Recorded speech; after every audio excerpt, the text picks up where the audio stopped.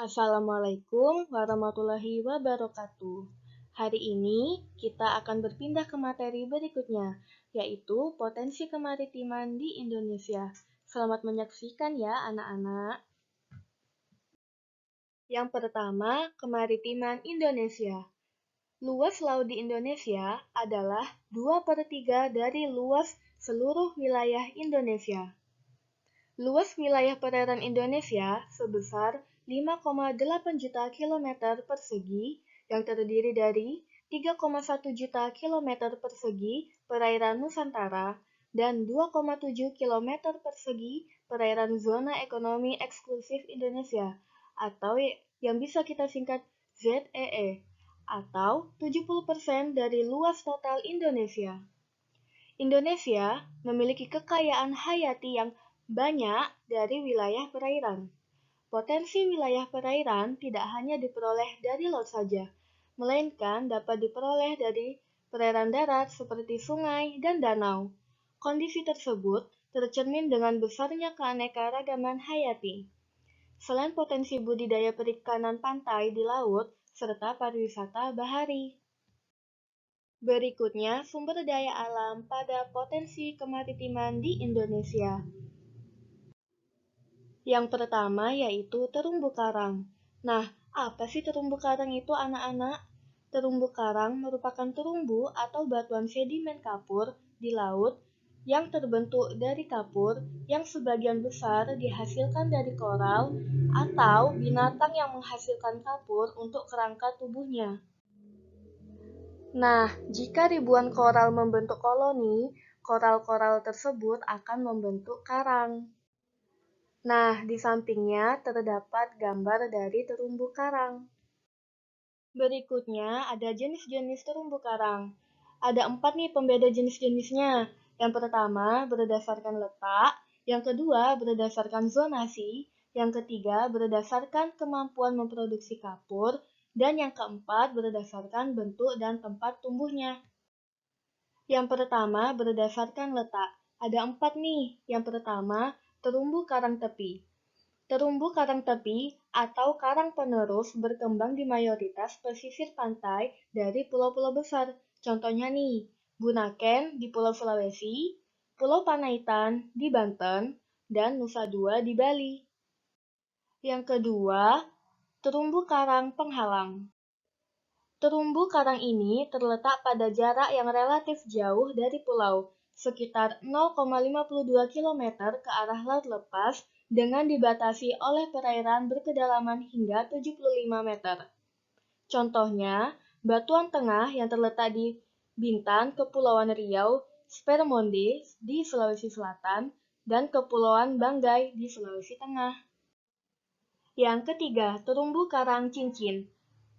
Terumbu karang yang berbentuk cincin yang mengelilingi batas dari pulau-pulau vulkanik yang tenggelam sehingga tidak terdapat perbatasan dengan daratan. Contohnya nih, ada di Takabonerate di Sulawesi, Maratua di Kalimantan Selatan, Pulau Dana di Nusa Tenggara Timur, dan Mapia di Papua. Yang keempat, terumbu karang datar atau gosong terumbu. Gosong terumbu terkadang disebut juga sebagai pulau datar. Terumbu ini tumbuh dari bawah ke atas sampai ke permukaan dan dalam kurun waktu tertentu secara geologis membantu pembentukan pulau datar. Contohnya nih, ada di Kepulauan Seribu di DKI Jakarta dan Kepulauan Ujung Batu di Aceh. Jenis berikutnya yaitu berdasarkan zonasi. Ada 2 nih. Yang pertama, terumbu yang menghadap angin. Terumbu yang menghadap angin merupakan sisi yang menghadap arah datangnya angin. Yang kedua, terumbu yang membelakangi angin. Terumbu yang membelakangi angin ini merupakan sisi yang membelakangi arah datangnya angin. Jenis yang ketiga berdasarkan kemampuan memproduksi kapur. Ada 2 juga nih. Yang pertama, karang hermatipik. Karang hermatipik adalah karang yang dapat membentuk bangunan karang yang dikenal menghasilkan terumbu dan penyebarannya hanya ditemukan di daerah tropis. Yang kedua dari jenis ini ada karang ahermatipik. Apa itu karang ahermatipik? Karang ahermatipik tidak menghasilkan terumbu dan ini merupakan kelompok yang tersebar luas di seluruh dunia. Perbedaan utama karang hermatipik dan karang ahermatipik adalah adanya simbiosis mutualisme antara karang hermatipik dengan Zooxanthellae, yaitu sejenis algae uniselular atau Dinoflagellata uniselular.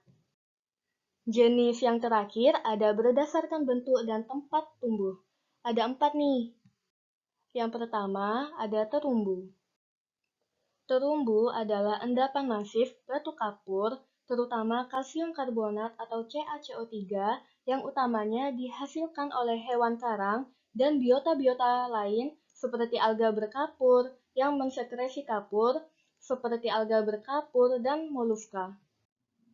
Yang kedua ada karang. Karang disebut juga karang batu, yaitu hewan dari ordo Sclerastinia yang mampu mensekresi CaCO3. Karang batu termasuk ke dalam kelas Anthozoa, yaitu anggota filum Coelenterata yang hanya mempunyai stadium polip. Yang ketiga ada karang terumbu. Pembangun utama struktur terumbu biasanya disebut juga sebagai karang hermatipik atau karang yang menghasilkan kapur. Karang terumbu berbeda dari karang lunak yang tidak menghasilkan kapur. Berbeda dengan karang yang merupakan batu cadas atau batuan vulkanik.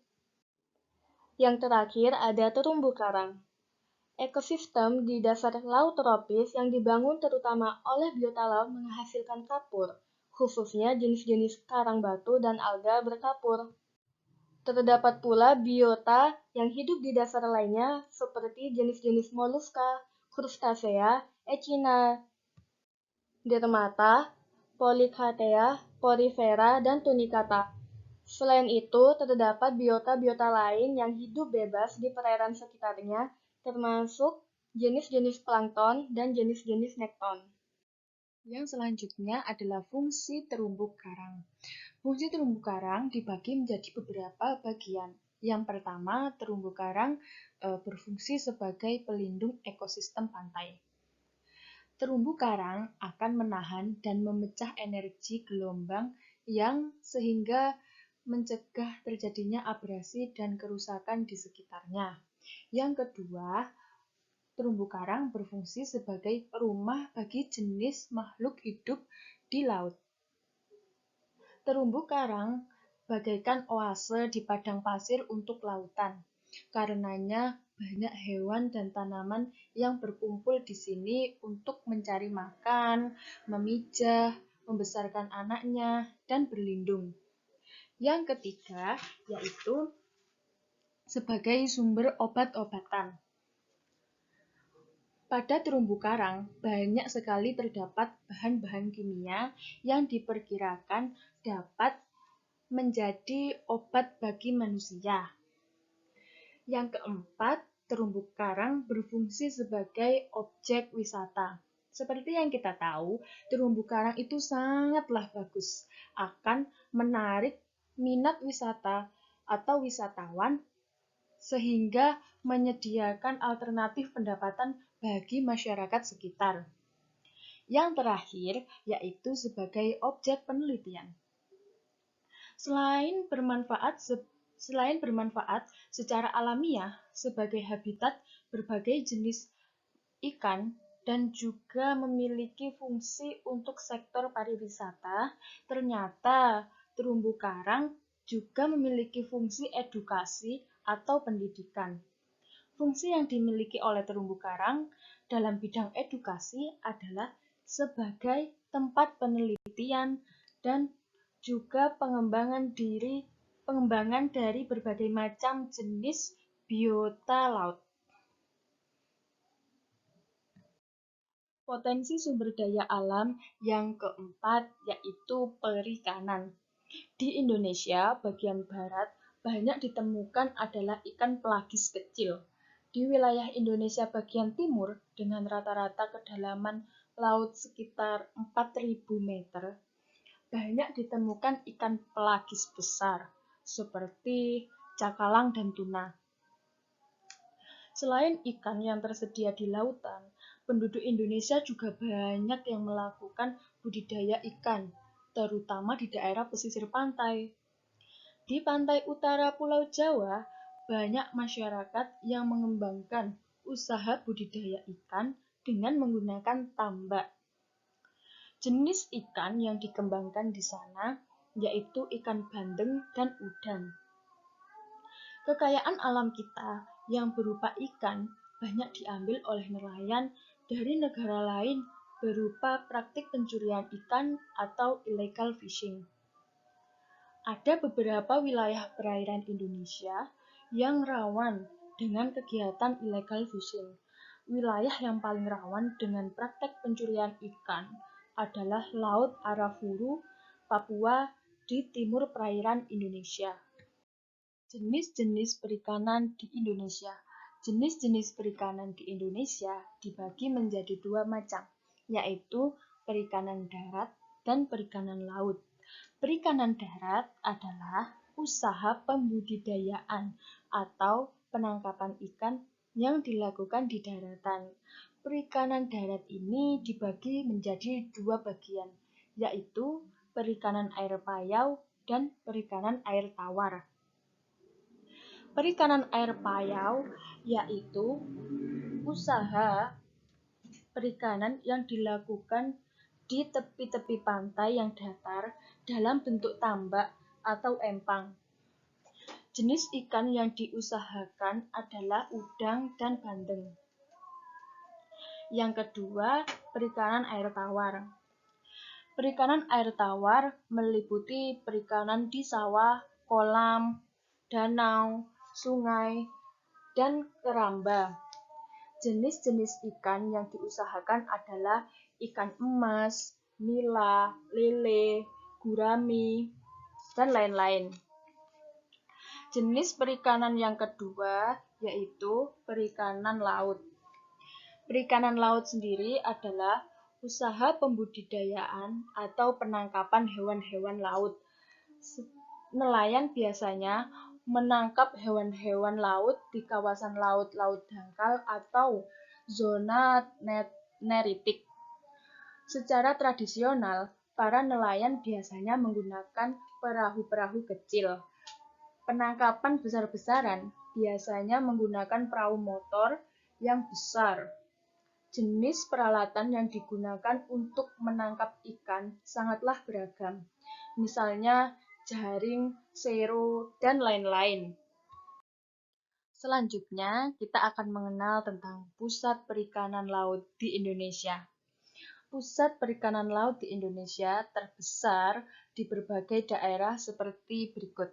Yang pertama, di bagian Bagan Siapi-api yang berada di Kepulauan Riau. Yang kedua, terdapat di Cilacap dan Tegal, Jawa Tengah. Yang ketiga, terdapat di Muncar yang bertepatan di daerah Banyuwangi, Jawa Timur. Yang terakhir, yaitu Air Tembaga yang bertepatan di Sulawesi Utara. Untuk selanjutnya, yaitu hutan mangrove. Nah, apa sih hutan mangrove itu? Hutan mangrove atau biasa disebut dengan hutan bakau adalah hutan yang terletak di daerah tepi pantai yang dipengaruhi oleh pasang surutnya air laut, sehingga hutan ini selalu tergenang air. Hutan mangrove dibedakan menjadi dua, yaitu hutan pantai dan hutan rawa. Apa sih itu hutan pantai dan hutan rawa? Hutan pantai adalah hutan yang tumbuh di sepanjang daerah pantai, yang memiliki ciri-ciri yaitu tanahnya kering, tidak pernah tergenang oleh air laut maupun air tawar.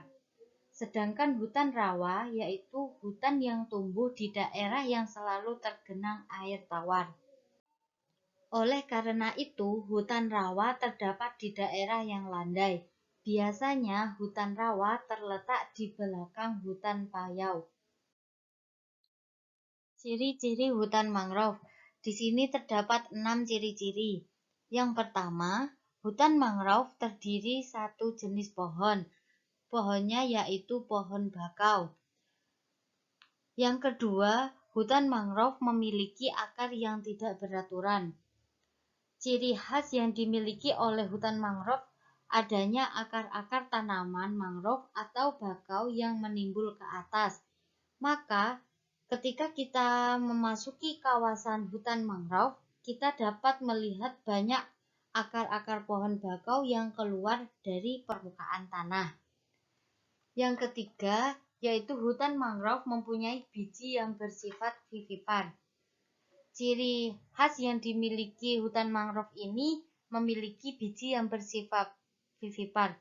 Biji yang seperti ini dapat menghasilkan kecambah di pohon mangrove itu sendiri. Yang keempat, hutan mangrove mempunyai lentisel pada bagian kulit pohon. Pohon mangrove juga memiliki lentisel yang terdapat pada bagian kulit pohon bakau, yang merupakan salah satu ciri khas dari hutan mangrove. Yang kelima, hutan mangrove mempunyai tanah yang berlumpur. Salah satu hutan berada di kawasan berlumpur, yaitu hutan mangrove. Hal ini disebabkan karena tanah yang selalu basah dan diakibatkan dengan adanya air yang menggenangi daerah hutan tersebut. Akibatnya, tanah akan menjadi berlumpur dan berpasir. Dan yang terakhir, hutan mangrove selalu digenangi oleh air. Hutan mangrove mempunyai salah satu fungsi, yaitu mencegah abrasi yang disebabkan oleh air laut. Itulah sebabnya mengapa hutan ini berada di pesisir pantai. Hutan ini juga biasanya tersebar di daerah rawa-rawa ataupun di daerah yang terdapat air payau. Fungsi hutan mangrove. Di sini terdapat dua fungsi, yaitu fungsi ekonomi dan fungsi ekologis. Dalam fungsi ekonomi, hutan mangrove memiliki fungsi sebagai berikut, yaitu menghasilkan beberapa jenis kayu yang kualitasnya diakui baik. Yang kedua, menghasilkan hasil-hasil non-kayu. Hasil non-kayu yang dihasilkan hutan ini sebagai hasil hutan bukan kayu. Hasil hutan bukan kayu ini biasanya serupa arang kayu, tanin, bahan pewarna, kosmetik, hewan, serta bahan pangan dan juga minuman. Yang kedua, yaitu fungsi ekologis. Terdapat 3 fungsi pada fungsi ekologis, yaitu sebagai berikut. Yang pertama, hutan mangrove memiliki fungsi sebagai pelindung pantai dari abrasi ombak-ombak laut yang bisa mengikis pinggir-pinggir pantai. Yang kedua, menjadi habitat berbagai jenis hewan. Hewan yang hidup di sekitar pantai ini antara lain biawak air, kepiting bakau, udang lumpur, siput bakau, dan berbagai jenis ikan belodok. Yang ketiga, menjadi tempat hidup atau habitat bagi banyak tumbuhan atau flora. Selanjutnya, persebaran hutan mangrove di Indonesia. Indonesia adalah negara yang memiliki hutan mangrove terluas di dunia, yaitu antara 2,5 hingga 4,5 juta hektar. Hutan mangrove di Indonesia sendiri yang paling luas terdapat di sekitar dangkalan Sunda yang relatif tenang. Tempat ini juga merupakan tempat bermuaranya berbagai sungai-sungai besar, yakni di pantai timur Sumatera dan pantai barat serta selatan Kalimantan. Selain itu, hutan mangrove terdapat di pantai utara Pulau Jawa. Namun, di wilayah ini kondisi hutan mangrove yang ada telah lama terkikis oleh kebutuhan penduduknya terhadap lahan yang ada. Nah, di situ ada peta yang menunjukkan persebaran hutan mangrove di Indonesia. Bisa dilihat ya anak-anak, di samping itu banyak sekali kawasan-kawasan yang memiliki hutan mangrove. Nah, yang terakhir adalah upaya-upaya dalam melestarikan hutan mangrove. Upaya-upaya apa saja sih yang harus dilakukan agar hutan mangrove itu bisa terjaga dengan baik? Nah, di sini ada 6 upaya.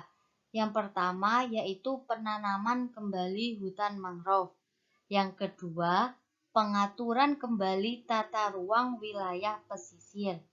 Yang ketiga, peningkatan kesadaran masyarakat. Yang keempat, peningkatan pengetahuan masyarakat dan penerapan kearifan lokal. Yang kelima, program komunikasi konservasi hutan mangrove. Dan yang terakhir, yaitu perbaikan ekosistem wilayah pesisir secara terpadu dan berbasis masyarakat. Nah, itulah materi tentang potensi kemaritiman di Indonesia. Semoga materinya bermanfaat ya anak-anak. Cukup sekian. Wassalamualaikum warahmatullahi wabarakatuh.